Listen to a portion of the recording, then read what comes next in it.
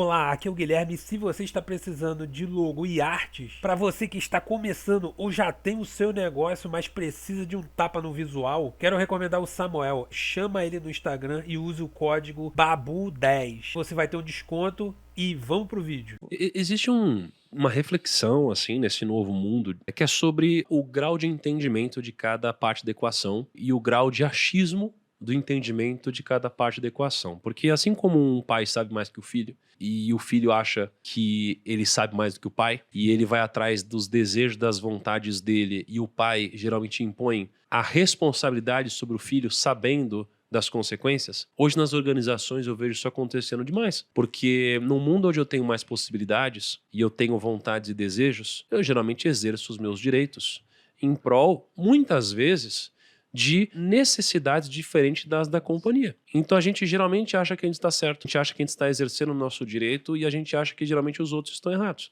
Mas quando a gente, com uma pesquisa como essa, a gente diz que 12% dos líderes não vão conseguir levar a gente para o próximo passo, como que a gente fica então com a questão de que eles nos colocaram na empresa para gerar performance? Então, eles são pessoas que consistentemente erram, inclusive na alocação de pessoas. Eu sempre acho uma linha muito tênue, porque geralmente as pessoas mais novas, e é muito importante ouvir essas pessoas, mas elas geralmente acham que elas sabem muito mais do que aqueles que já passaram por muitos mercados diferentes. E é sempre delicado entender qual que é a linha tênue entre o poder, né, coercitivo e, digamos assim, o poder sugestivo de quem já passou por uma série de situações, né? Como encontrar o meio termo entre o excesso de poder hoje que os CPFs, vamos chamar de CPFs assim, possuem, e a liderança que sente, que sabe qual é a direção correta do negócio e como encontrar o meio termo na liderança aqui. Olha só, esse tema é fascinante, né, cara? A gente vai ficar aqui 3 horas e meia. Duas referências para trazer para você sobre isso.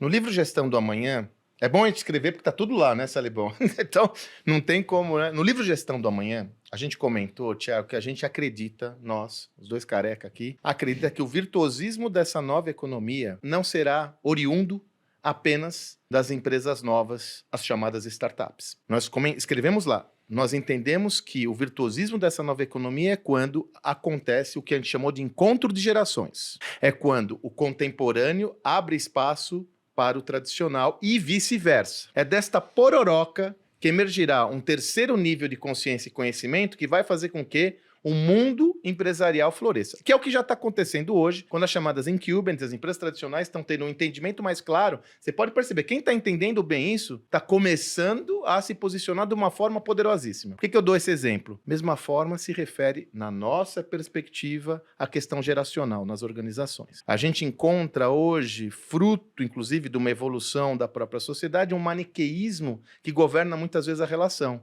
É o branco e o preto, né? Então, isso gera visões como a que você colocou. Eu sei mais do que você, ou você não sabe porque você está ultrapassado, ou você não sabe porque você é novo. Nós temos que criar, e a gente adensa isso, inclusive com o papel do líder, um ambiente, por isso que a gente fala do aprendizado, um ambiente que permita aliar esses dois vetores em prol de uma visão única. Então, não é nem o mais jovem, nem o tradicional, os dois juntos. É o encontro de gerações. Ao líder cabe criar esse contexto. Então, primeira coisa é como eu crio um ambiente onde eu consigo coabitar a visão clássica com a nova. Isso com uma perspectiva de cultura.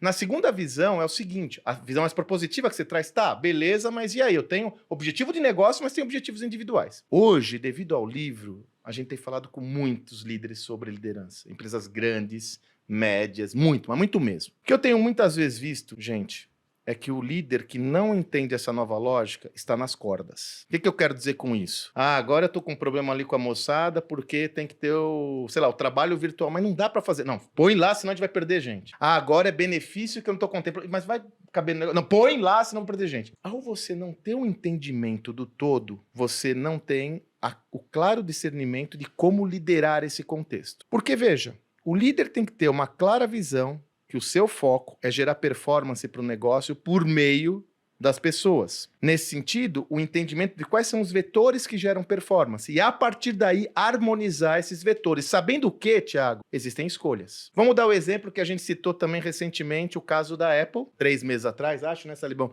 Com a volta ao trabalho híbrido. Você deve ter acompanhado essa história. A Apple, então, define que ela vai ter que os colaboradores teriam que voltar ao escritório, né, ao Apple Park, né, Salibão? e trabalhar 3 vezes por semana presencialmente. Um grupo de colaboradores da Apple, de uma forma totalmente descentralizada, faz uma carta ao público, de forma anônima, mas assinando como colaborador da Apple, se rebelando contra a decisão. Talvez se rebelando é muito forte, mas... Não dá, né? Sei lá. Eu tenho que ir pro Apple Park, não E quero. aí eles Vai pra até... Não, Microsoft. eu até falo isso, né? Não, até comento isso, Lucão. Porra, se é difícil no Apple Park, imagina nós com o escritório lá em casa, né, cara? Não dá, Pois velho. bem, Não eles dá. se Dá uma rebelem mais do surra que nessa isso. criançada. Essa carta, ela mais do que isso, né? Eles publicaram abertamente. Ela é divulgada pela CNN por vários canais aí no mundo todo. Ficou sabendo dessa discussão. Pois bem, o que a Apple fez? A partir desse entendimento, a Apple teve uma postura educada com esses interlocutores, né? Que inclusive faziam uma ironia. Falou, nós criamos produtos para trabalhar, para gerar trabalho remoto e não podemos trabalhar remoto. Eles não estão falando que não podia, estão falando que era 3 vezes presencialmente. As questões de cultura, que nós já falamos até no outro podcast. Pois bem, a Apple trata isso com muita serenidade, abre os canais, mas no final do dia ela toma uma decisão.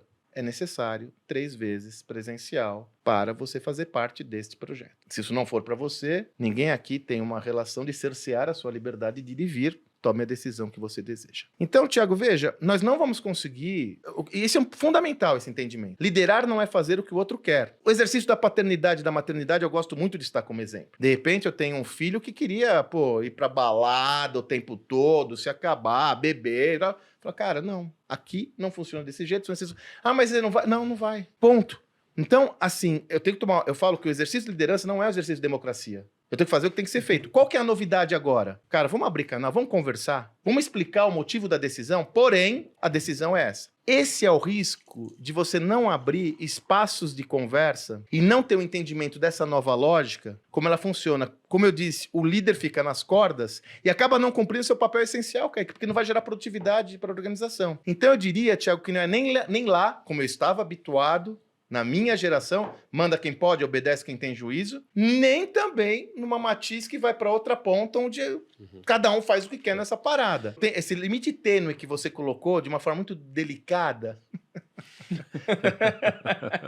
Entre entre mandar e obedecer, nós vamos ter que viver com ele, cara. Conviver com essa parada, entendeu? Esse vídeo agregou pra vocês, então se inscreva. E não se esqueça, pra você que está começando ou já tem o seu negócio, mas precisa de um tapa no visual, quero recomendar o Samuel. Chama ele no Instagram e use o código BABU10.